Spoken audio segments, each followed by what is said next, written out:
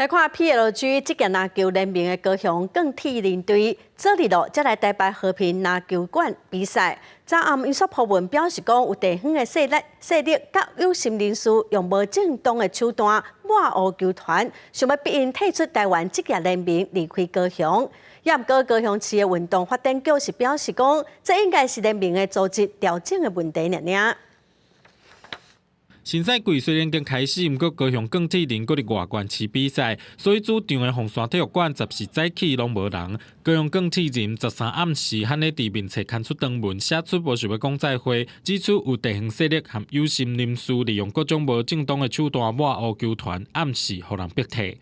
对我来说是有什么看什么，当然一定会可惜，是因为毕竟它也是一个企业花比较多成本去养的一个球队。球迷认为更替人若离开篮坛，确实无彩。更替人年初时虽然因为林书豪加盟提升南部篮球热度，不过尾后团主中止引发疑虑，进前过一定有 PLG 和 T1 可能合并的消息，互同款以高雄为主场的 PLG 更替人和 T1 海神面临竞争。更替人一这时阵刊文，引发外界联想。那有关高雄钢铁人控诉被有心人士污名化一事，经了解是联盟组织调整问题。事实上，高雄市政府对于推广直篮向来不遗余力，完全都还没有谈到任何关于这一方面的。张会长他都有讲得非常清楚，他认为现在是一个很好的机会啦，但是还没有进行到这一步。